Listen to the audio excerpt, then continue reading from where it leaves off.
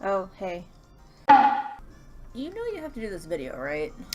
I am not ignoring the fact that I have to talk about Rumple for most of this episode. Yes, you are. Where is the damn clothing shop in this town? I want a bag that doesn't look like a watermelon. Put that down. You know you can't really concentrate on Moon until your finals are over in 3 weeks anyway. Okay, so I will put this down and I'll play it later. So I would stall a little bit more by talking about what happened the last 2 episodes, but honestly, I don't remember, not through any fault of the shows, more for the fault of if I think about anything that's not Title IX or student administration leadership philosophies or some kind of other student affairs related thing, then I'm sunk. This semester is killing my brain power, so if you're wondering my thoughts on the last couple of weeks' episodes, excluding last week because we had a break, find it on my Tumblr. I don't know what to tell you. I'm sorry. If I had taken better notes, then it would have been better, but honestly, I was just... didn't happen. So aside from more disturbing Golden Queen scenes, and I know that happened in the last couple episodes because I do remember feeling quite a lot of revulsion at the fact that we keep having to have Golden Queen for some reason. The most disappointing thing about this week is that Queenie was not able to kill Zelina before Regina came in and was all like, hey, I'm going to pull this self-sacrificing move because I'm a hero now, and that's what heroes do. And then they had a really boring argument, and it was just... I'm really done with Zelina. I have been for a long time, and I'm over her, and I am really just sad that Evil Queen could not kill her off.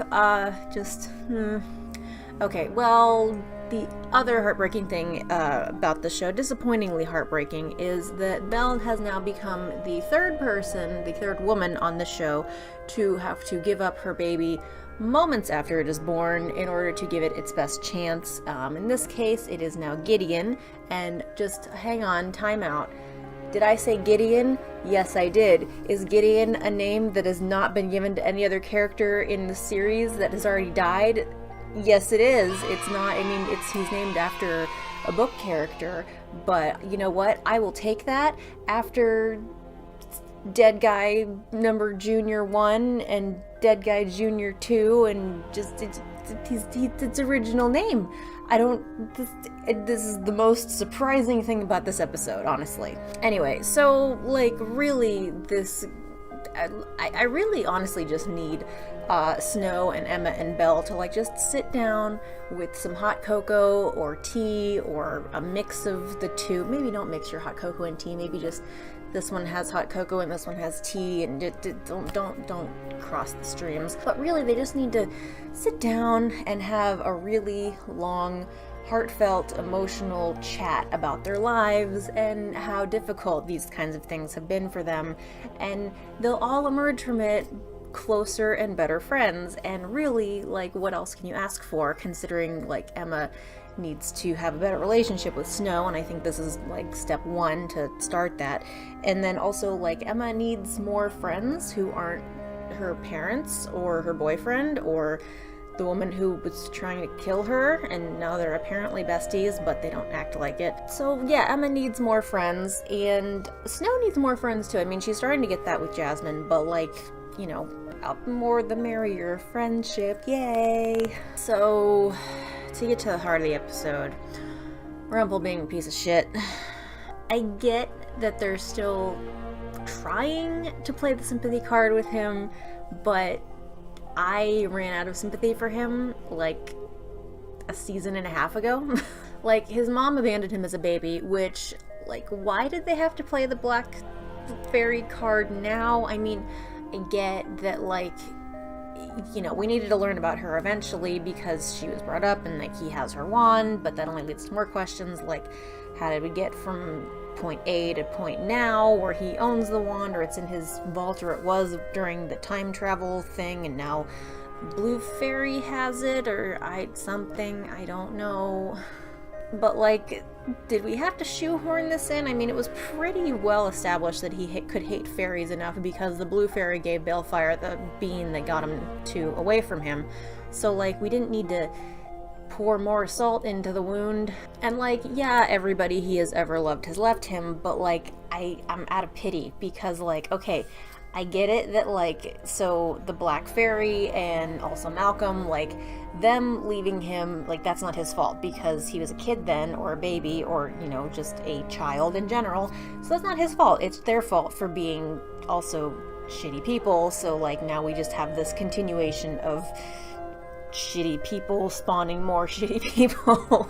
So like, yeah, that's really awful, and like, yes, Rumple, your pain is terrible because your parents left you and that severely screwed you up, and I get that because that happens a lot.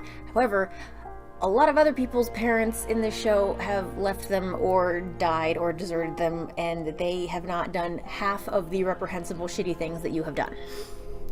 Like, you didn't listen to Mila, you didn't listen to Balefire, you didn't listen to Belle. Like, the problem is that you don't listen to people. Like, people tell you things like, hey, maybe don't do these things, or maybe do what I ask you to do, rather than do these things which inevitably turn up really badly. And like, yeah, Mila and Rumple's relationship was like not great because he was him and she was her, and like, they just, I don't know how that happened to begin with, but it did. And just like, the whole thing was just, there's so many not bad communication skills really is the downside. It's like, it all boils down to he has terrible communication skills. He listens only to the fears in his head, which also the darkness, or all the dark ones, or whatever is screwing up the brains in there, they're playing on all of his fears and making him do A, B, and C, which are bad things, which leads to D, E, and F, which are also bad things, and it just is this continuous spiral into the alphabet of terrible, terrible things, and he needs to stop listening to those things and instead listen to the people around him telling him, mate, baby, don't do these shitty things, and shitty things won't happen to you, and then you can stop passing the buck of blame onto other people. And it's just, it's bad. Like, I'm out of sympathy and I'm out of pity, and I really just can't wait until the day comes when Emma kicks your sorry ass into next week and hopefully out of existence. Though probably, knowing this show, there's going to be some moment of self-revelation like happened in the end of season 3, or the middle part of season 3, where it's some self-sacrificing thing, only this time there's not going to be anybody to bring you back to life, because maybe baby Gideon is going to have this thing in his head of like his future self telling him, hey, don't revive your father because it's bad, and then there's going to be like some flash forward of Belle talking about how Gideon's father was this misguided hero person, and it's just going to be like, no, don't do that, but okay. So, speaking of Gideon, again, I am a little bit worried that Blue took him away, because, like, Shady now has this baby who is the son of the Dark One, and might also be born of true love. I'm not really sure at this point, like, how that stands and where that stands, but, like, he and his mother have true love, so, like, who knows? I'm not really sure what's going on with that, but, like, I just feel like maybe we should watch out for Gideon returning in the future suddenly as an adult and possibly being out for blood or something. I'm not really sure what Shady's plan is here, but maybe this baby is going to be part of it. I don't know, but I'm kind of worried now. So meanwhile, Emma and Killian are back and showing everybody what it's like to be in a loving and trusting relationship, being people who protect their friends together and do awesome things together and risk themselves for each other. And like, I'm really just happy that like Emma is able to open up now about the fact that she's scared and all these things are happening, and she's like, I saw another vision of my death and I'm not really too happy about it and I'm not really okay. And the fact that she can say that is really good, because Emma Swan is not very good at letting people in, but she lets him in, so yay. And I'm also kind of disappointed that, you know, they brought Belle to the convent, but like, you know, Emma's coaching him or coaching Belle through labor, which also I kind of wonder, like, was Emily just like, hey, so I did this like 6 months ago, so let's play it this way. I don't know. I was just kind of thinking that. I'm like, she actually like did this in real life a little while ago. So anyway, I'm a little bit disappointed that Killian wasn't playing midwife. It was kind of like, oh, there's a fairy there. I was kind of expecting it because, like, he just wasn't there. And I'm sure he did the whole, like, well, men aren't supposed to be in the birthing room, whatever, that's a women's domain, da-da-da, like some old-fashioned thing.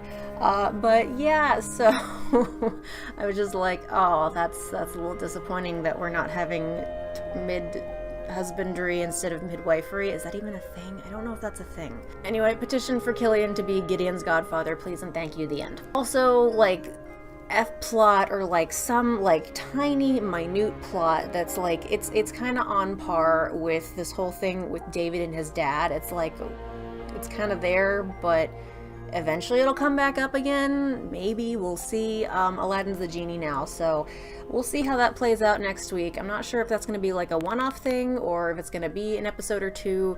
It doesn't feel like it's going to be one episode just because, like, that's a lot, but who knows? It's only an hour episode next week, right? I don't think it's 2 hours winter finale.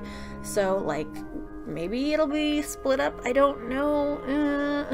Anyway, yes, I know I probably missed some stuff. Let me know in comments down below. I know I've been really bad about replying just because, like, the thought of having to, like, sit down and reprocess some things has been a little daunting with all the other things that I have to be doing lately. So I'm sorry. I am reading all of your comments. I'm just not getting to reply just because sometimes I do sit down to start doing that, but then I get, like, emails from my boss and I have to respond to those.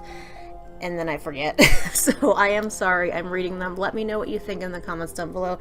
Sorry, I let Rumpelstiltskin get to me a little bit this week, but that happens. I'm going to go back to Alola and play with my ridiculously long-necked Exeggutor because it's ridiculous and I love him very much. So, see you guys next week. Bye. End screen chat. So, if anybody lives in the Chicago area or is going to be in the Chicago area on June 9th, 10th, and 11th of 2017, or if you are planning on going to the Once Upon a Time convention that is happening in Chicago that weekend, I'm going to be there. I don't know what days I'm going to be there. I don't know if I'm going to be there all 3 days. I know I'm going to be in Chicago like for that weekend, but I don't know if I'm going to be at the convention all 3 days, or if I'm just going on the Saturday, or if I'm going on some combination of the two. I haven't decided that quite yet. I just have purchased the photo op opportunity with Colin and Jen because I was like, that's going to sell it really fast. I'm going to get that now, and then when they open up a couple more ticket options, because right now all they have is the gold package, and that's really expensive, but it's like the weekend after my birthday, so I'm kind of thinking like birthday present to myself, but also I'm like, but that's a lot of money. So I'm not really entirely sure just yet what days I'm going to be at the convention other than Saturday. But if you are going, or if you're going to be in the area, stop by and say hi because I'm going to be there. I'm going to be the most awkward of pandas if you do like come up and be like, hi Amanda, or MidnightArticuno, or whatever you call me in your head. I don't know. I'm not you. I will be very awkward being like, oh, hi, you know my name. Hello, but you know, it's still gonna be a thing and I will say hello to you and give you the greeting of your choosing that makes us both feel comfortable. So, it'll be a thing. So if you're gonna go, please consider seeing if I'm around and saying hello. And if you're not, then, I don't know what to tell you. So anyway, I will see you guys next week. Have a good week. Bye.